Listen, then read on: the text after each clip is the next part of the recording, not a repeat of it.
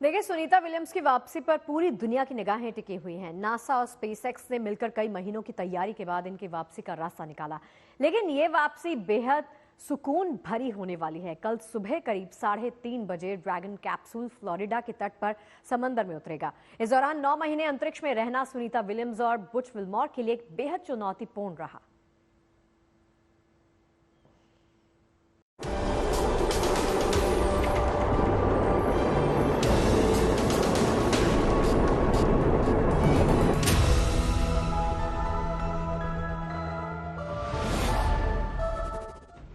अंतरिक्ष में 9 महीने से फंसी सुनीता विलियम्स का वापसी का सफर शुरू हो चुका है और अब पूरी दुनिया बेसब्री से उनके लौटने का इंतजार कर रही है।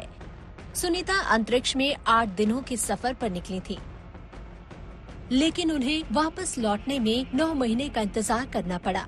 इन 9 महीने का हर दिन चुनौतियों से भरा था, लेकिन सुनीता ने अपनी दृढ़ इच्छा शक्ति से इस मुश्किल सफर को पूरा किया। पिछले साल 9 जून को सुनीता विलियम्स और बुच विल्मर बोइंग कंपनी के स्पेसक्राफ्ट टाइगर लाइनर के परीक्षण के लिए इंटरनेशनल स्पेस स्टेशन के सफर पर निकले थे। दोनों एस्ट्रोनॉट्स का स्वागत हुआ। स्पेस स्टेशन पर अमूमन 6 एस्ट्रोनॉट्स हर वक्त रहते हैं। इनके अलावा यहाँ मेहमान एस्ट्रोनॉट्स के रहने का भी इंतजाम है। स्टार लाइनर का पूरा परीक्षण करके सुनीता और विल्मर को 14 जून को वापस लौटना था, लेकिन स्टार लाइनर में गैस लीक और थ्रस्टर में आई खराबी से दोनों एस्ट्रोनॉट इंटरनेशनल स्पेस स्टेशन में ही फंस गए। अंतरिक्ष में एस्ट्रोनॉट्स की सुरक्षा से कोई समझौता नहीं किया जा सकता। इस वजह से नासा ने स्टार लाइनर की वापसी तारीख बढ़ा दी।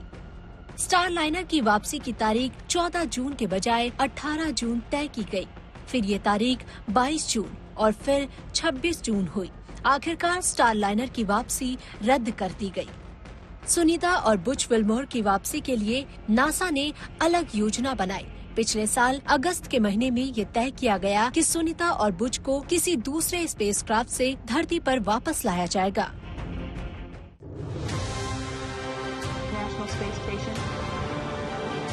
इस दौरान अंतरिक्ष में लंबे समय तक रहने के दौरान सुनीता और बुच विल्मोर ने खुद को स्वस्थ रखने के लिए लगातार एक्सरसाइज का सहारा लिया।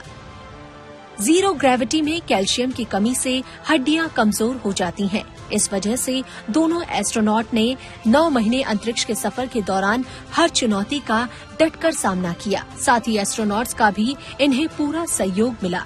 सुनीता ने तो पिछले साल क्रिसमस का त्योहार भी स्पेस स्टेशन में ही मनाया। सुनीता और बुच को वापस लाने के लिए नासा को अपने आगे के स्पेस प्रोग्राम में कुछ फेरबदल करनी पड़ी। नासा ने इस वापसी के लिए स्पेस एक्स क्रू 9 मिशन को चुना।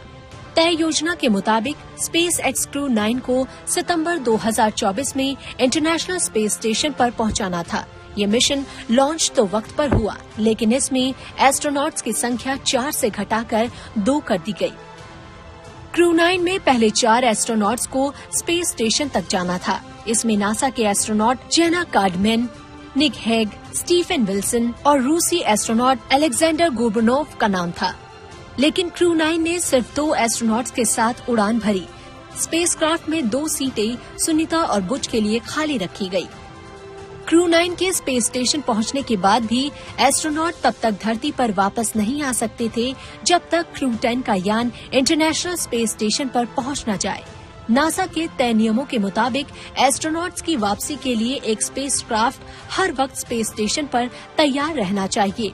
इस वजह से क्रू 10 के पहुंचने के बाद ही सुनीता और बुच विल्मर को क्रू 9 के यान में वापस आने का मौका मिलता। आखिरकार वो तारीख आई जब सुनीता और बुच विल्मर को वापस लौटने की गुड न्यूज मिली। 14 मार्च को स्पेस एक्स का क्रू 10 मिशन लॉन्च हुआ और 16 मार्च को क्रू 10 सफलतापूर्वक इंटरनेशनल स्पेस स्टेशन में डॉक हो गया। क्रू 10 के एस्ट्रोनॉट एनी मैकलिन, निकोलैरिस, जापान के तकुया ओनिशी और रूस के किरिल पेस्कोव जब स्पेस स्टेशन पहुंचे तो सुनीता और बुच विल्मर के चेहरे पर खुशी साफ झलक रही थी। अब 9 महीने 13 दिनों के बाद सुनीता धरती पर वापसी कर रही हैं।